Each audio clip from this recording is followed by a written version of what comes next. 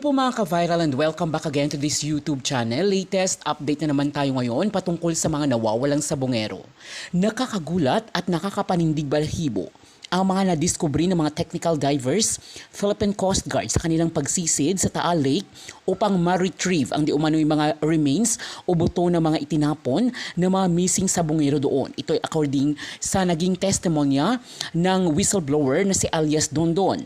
Sanay puwersa ang Department of Justice, PNP, CIDG, Philippine Coast Guard at hiningi na rin ang tulong ng Japan Embassy upang ma-recover ang mga buto ng mga nawawalang sabongero na di umano'y itinapon sa Taal Lake.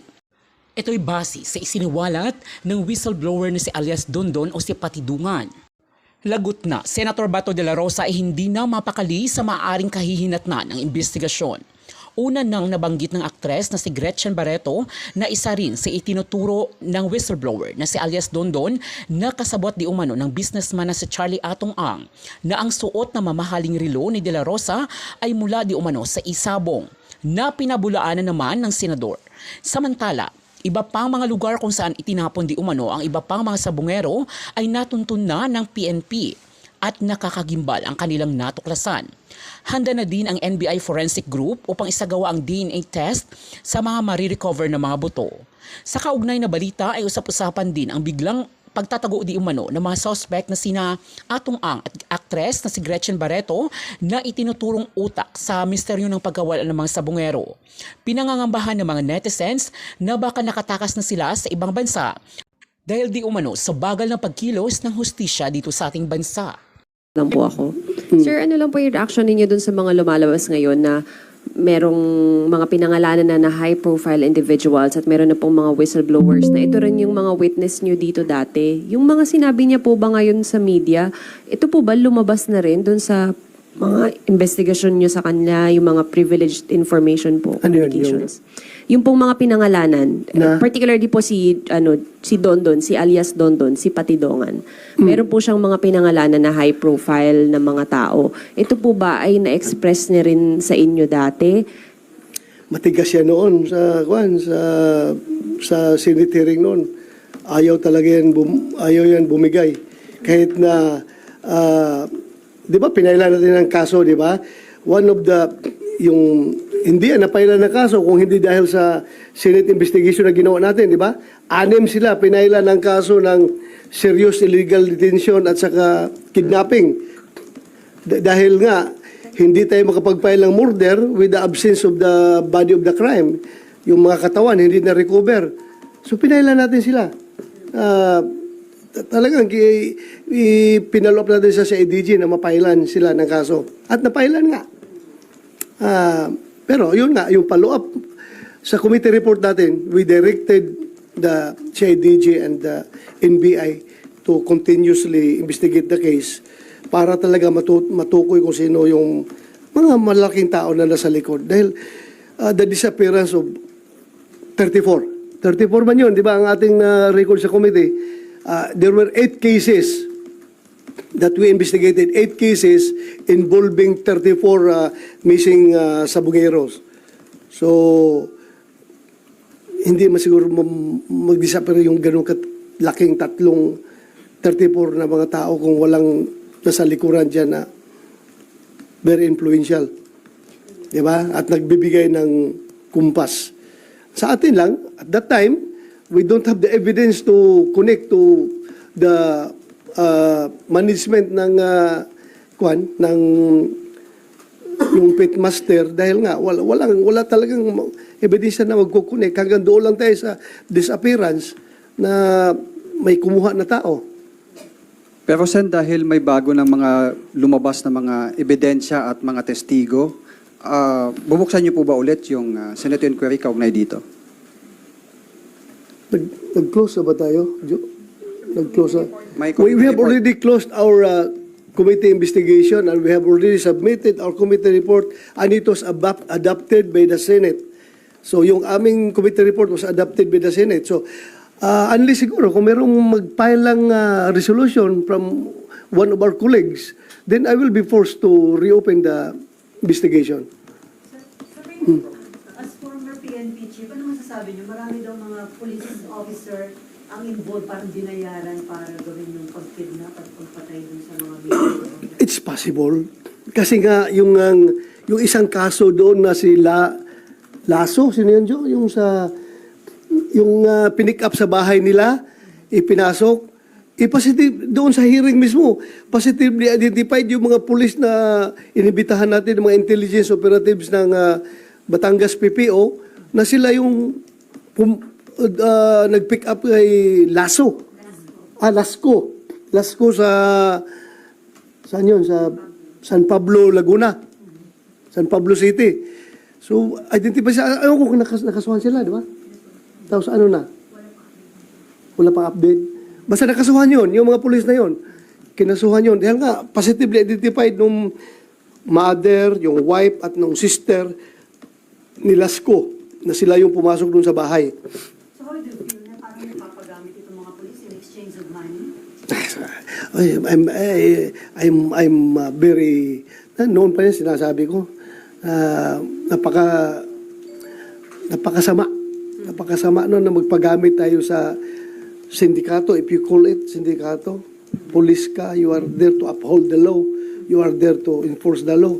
Ngayon, binayulit mo yung batas para sumunod kung sino man nag-utos sa'yo na, I'm sure, in consideration of money. Ano pang motivation mo doon? Nagagawin yon kung hindi ka sinusuhulan. That's beyond your job description as a police operative na mag-kidnap ng tao at pumatay ng tao at itapon kung saan-saan.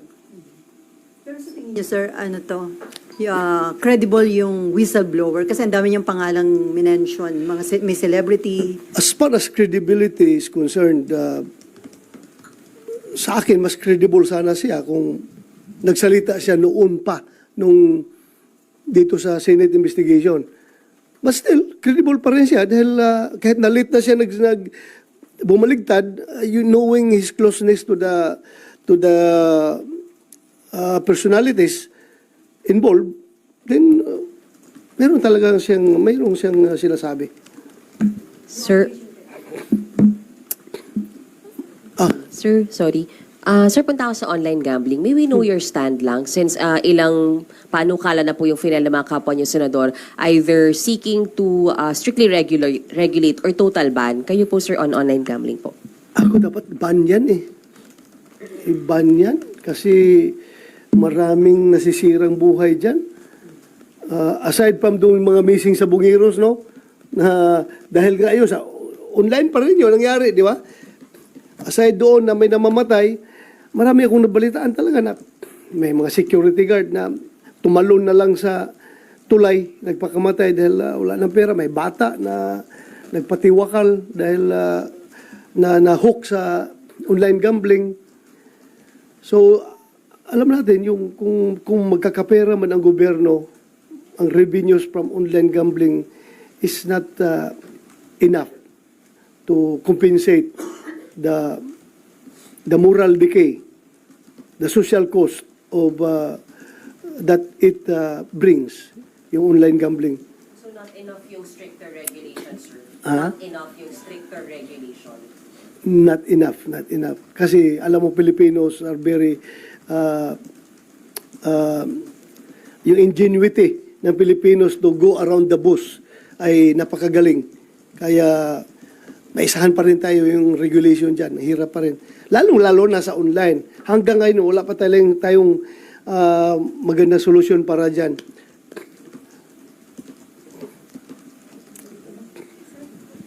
So, balik ko lang po dun sa isabong investigation. Sabi nyo nga po, open kayo pagka meron pong resolution. Pero may pangangailangan po ba na i-reopen ninyong investigation o sa ngayon ipaubaya na muna sa PNP, DOJ?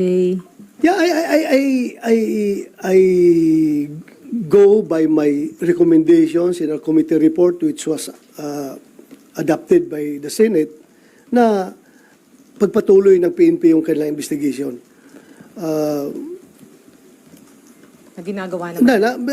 They're on the right track naman.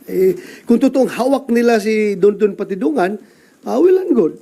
Kung hawak na nila para tuloy-tuloy yung investigation nila. Kasi mamaya na naman, no, magpatawag tayo ng hearing. Sabihin naman ng PNP, makiusap na naman ng PNP na, sir, pwede huwag muna sir dahil may ongoing pa kaming pinapalo up sir. Baka masunog yung operation namin sir.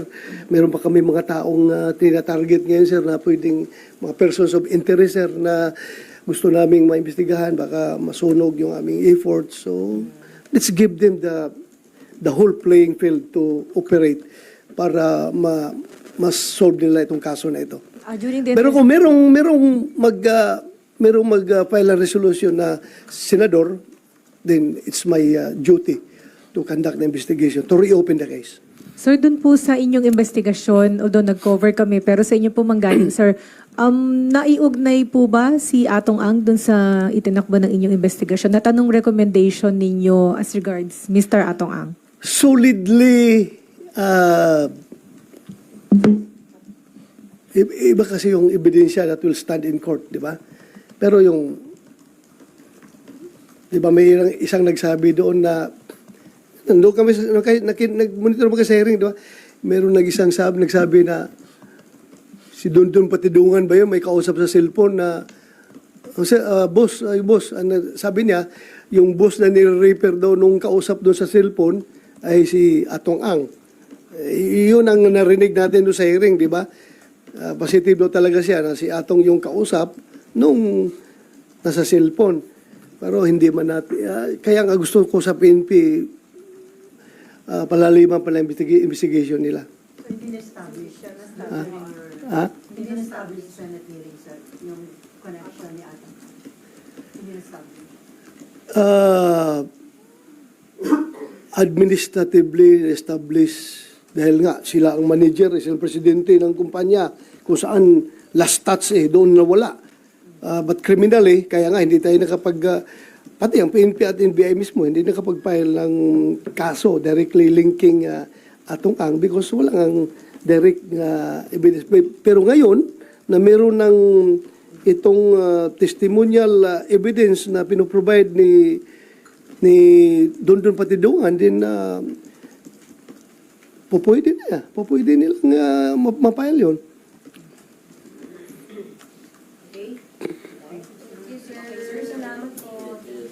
Sige, huwag na kayo ngayon na nagsinungaling. Ikaw o siya? Your Honor, excuse me, Your Honor. Yes, go ahead. Kanina pa po nababanggit ang pangalan ko. Pwede po pong magsalita rin naman ako. Yes, Kasi right. part of the conspiracy yan eh. Yeah, you have the May you have the explain floor. sa inyo. Yes. Marami pong salamat. Kanina po.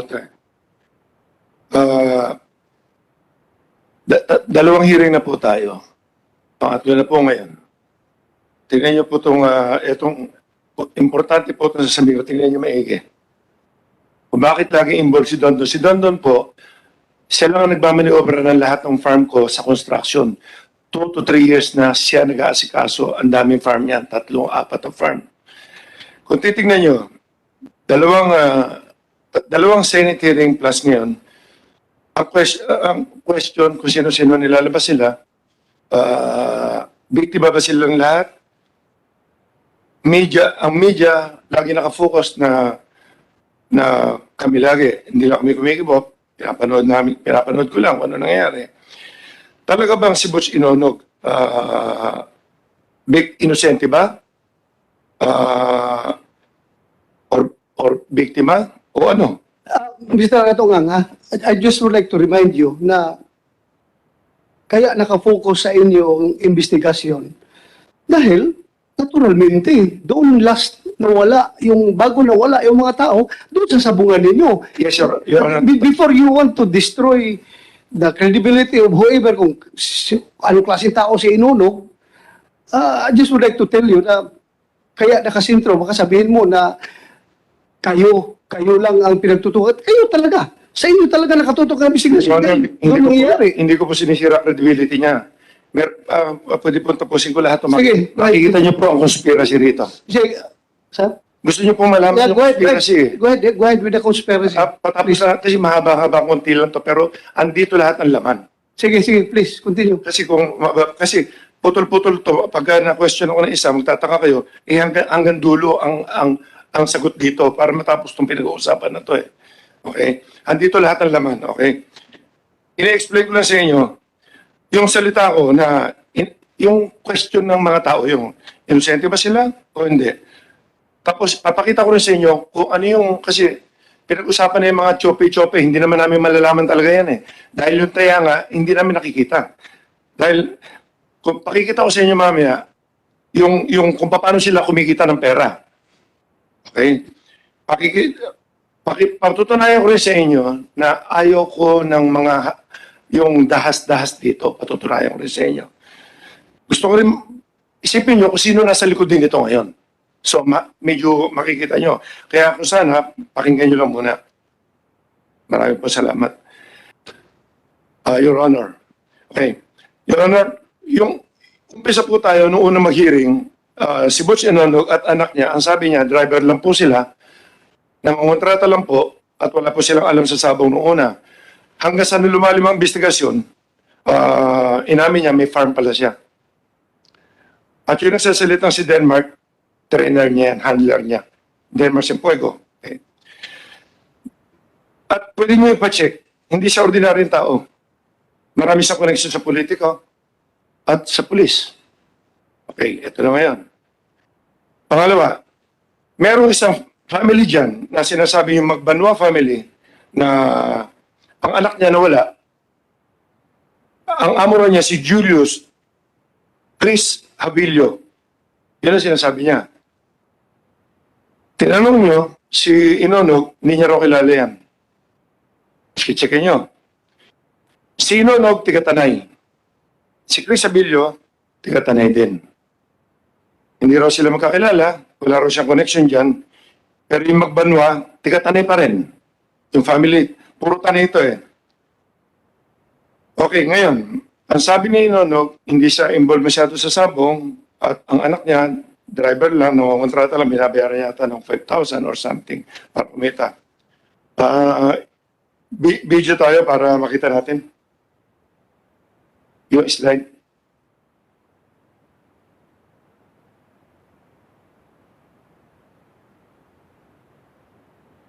Pwede pakita yung picture? Ayan na. Yang number 1, kung makikita nyo, yan ang Inonog, Butch Inonog. Siya mismo ang bumibitaw ng manok. Hindi siya small time. Yan. Ang entry name niya, BGT1, Matao, Baluarte, Guapo. Fight number, ano yan, makikita nyo pangalan niya dyan, nakasulat Butch. Isa siya sa owner.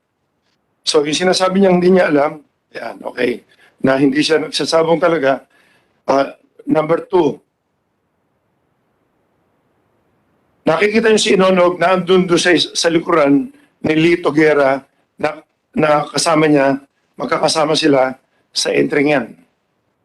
So, ibig sabihin, nandun din siya sa arenang yan. December 20, 2021. Number 3, siya pa rin ang bumibitaw niyan. Si Inonog pa rin. Inaano kasi na hindi ako naninira, tingnan niyo lang maigi. Ito na ngayon ang papakita ko sa inyo na sinasabi niya, ito ngayon, kinuha lang namin to sa ano namin, sa makina namin. Dahil lumabas yung pangalan, malalaman lang naman natin eh.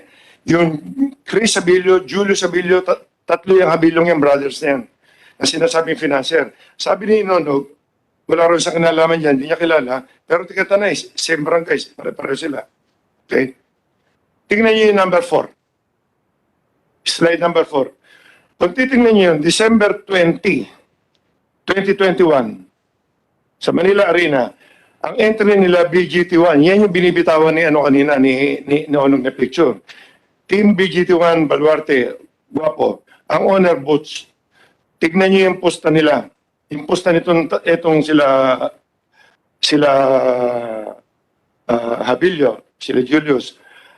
Ang posta nila, lahat, pumuposta lang sila doon sa manok na kalaban ni Inonog. Yung binibitawan nila. Meron sila Inonog, dalawang sultado to, number 225 at 249.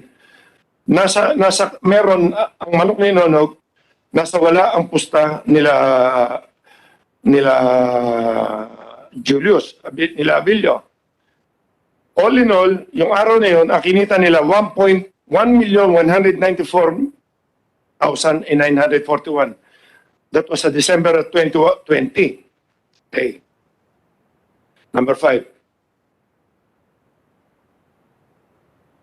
December 28.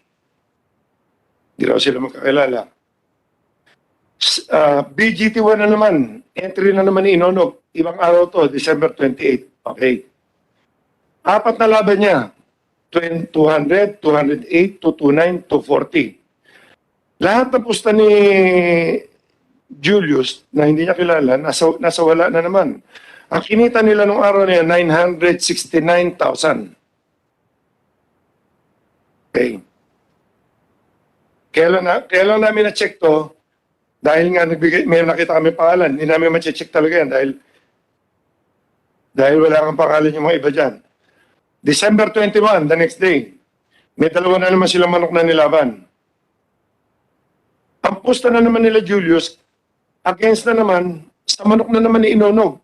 Kumita sila ng 632,954 per 6. Number 7, January 13. Ito na yata yung sa Manila Arena. Ito na yata yung sinasabing may problema sila. Okay. Si Julius na naman, sila Julius na naman. Fight number 62. Tapos na naman ni Julius, sa wala na naman. Nasa meron kasi. Fight number 73, saka fight number 98.